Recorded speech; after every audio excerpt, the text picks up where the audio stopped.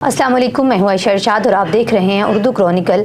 बात करेंगे हमास और इसराइल की जारी जंग के बारे में। हमास और इसराइल में गुमसान की जंग जारी है। हमास के अलकमास ब्रिगेड के ताबड़तोड़ हमलों ने इसराइल को घुटने टेकने पर मजबूर कर दिया है। हमास के हाथों यरगमाल बनाए गए अपने शहरियों और अलकमास के जंगजुओं के हाथों अपने फौजियों की हलाकतों के बाद इसराइल ने गजा में एक और आर्जी जंगबंदी पर आमादगी जाहिर कर दी है। मीडिया के मुताबिक इसराइली सदर आइजैक हर्जोग के सदारती ऑफिस से जारी बयान में कहा गया है कि इसराइली सदर ने जंगबंदी का इशारा गैर मुल्की सफीरों से गुफ्तगू करते हुए दिया। इसराइली सदर का कहना था कि वो यरगमालियों की रिहाई के लिए गजा में इंसानी बुनियादों पर एक और वक्फा चाहते हैं। वाज़ेह रहे कि कतर और मिस्र की जानिब से गजा में नई जंगबंदी की कोशिशें जारी हैं। नई जंगबंदी पर बातचीत के लिए कतरी और इसराइली हुकाम की गुज़िश्ता दिनों मुलाकात भी हुई थी। मिस्री हुकाम ने दावा किया है कि इसराइल और हमास दोनों ही जंगबंदी और यरगमालियों की रिहाई के लिए तैयार हैं। दूसरी जानिब हमास गजा में मुकम्मल जंगबंदी तक यरगमालियों की रिहाई पर बातचीत के इम्कान को मुस्तरद कर चुकी है। एक रोज़ कबल हमास की जानिब से जारी बयान में कहा गया था कि इसराइल के हमले मुकम्मल रुकने तक यरगमालियों से मुतल्लिक बातचीत नहीं करेंगे।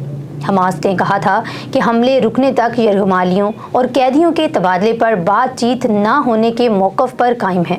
हमास के मुताबिक उन्होंने बातचीत की कोशिशों में शामिल तक सालसों तक अपना पैगाम पहुंचा दिया है। हमास के मुताबिक उन्होंने बातचीत की कोशिशों में शामिल तमाम सालसों तक अपना पैगाम पहुंचा दिया है। दूसरी जानिब गजा पर इसराइल की वहशियाना कार्रवाइयाँ जारी हैं।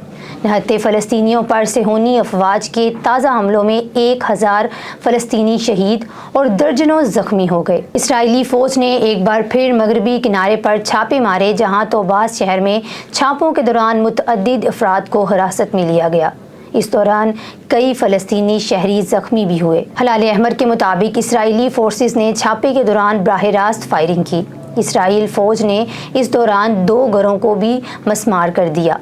इसराइल फ़ौज के गजा के अस्पतालों पर भी हमले जारी हैं। सेहोनी फ़ौज ने अल-उदा अस्पताल के बाद अल-अहली अस्पताल पर भी दावा बोल दिया। अस्पताल डायरेक्टर फाजिल नईम के मुताबिक इसराइली मुहासरे के बाद अस्पताल में काम रुक गया और तिबी इमदाद ना मिलने से 4 ज़ख्मी इंतकाल कर गए। इसराइली फ़ौज ने 2 सर्जन, तिबी अमले और मरीज़ों समेत 150 अफराद को गिरफ्तार कर लिया।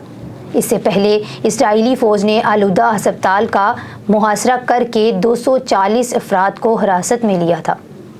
इधर गजा से मुतल्लिक अक़वाम मुत्तहिदा की सलामती कौंसिल की करारदाद पर वोटिंग मुसलसल दूसरे रोज़ भी मौखर कर दी गई। गैर मुल्की मीडिया के मुताबिक करारदाद के मुसवदे में अमरीका और इसराइल को गजा जंगबंदी में वक्फा, मुआहदा या इंसानी बुनियादों पर जंगबंदी के अल्फाज पर इख्तिलाफात हैं। इसराइल और अमेरिका सलामती कौंसिल की करारदाद में जंगबंदी की इस्तिलाह इस्तेमाल करने के मुखालिफ हैं। करारदाद का मुसवदा पेश करने वाले मुल्क मुत्तहिदा अरब अमारात ने पीर को होने वाली वोटिंग को 1 दिन के लिए मुलतवी करने की दरख्वास्त की थी, जिस पर वोटिंग मंगल तक मुलतवी कर दी गई थी। ताहम मंगल के रोज़ भी करारदाद पर वोटिंग ना हो सकी, जबकि यूएई की जंगबंदी से मुतल्लिक पहली करारदाद को अमेरिका ने सलामती कौंसिल में वीटो कर दिया था। दूसरी जानिब रेड क्रॉस ने गजा तनाज़ा को बैनुल अक़वामी बरादरी की इखलाकी नाकामी करार दे दिया। एक बयान में रेड क्रॉस का कहना था कि गजा में इंतहा की हद तक दरपेश मसाइब को रोकने में नाकामी का असर सिर्फ गजा पर नहीं, दीगर नस्लों पर भी पड़ेगा। अदारे के मुताबिक गजा की 90% से ज़्यादा आबादी बेघर हो चुकी है, जबकि 60% से ज़्यादा इंफ्रास्ट्रक्चर तबाह हो गया है। गजा के लोगों की जिबरी बेदखली सबकी आंखों के सामने हो रही है। गजा की तबाही इतनी हैरानकुन है जिसकी कोई मिसाल नहीं मिलती।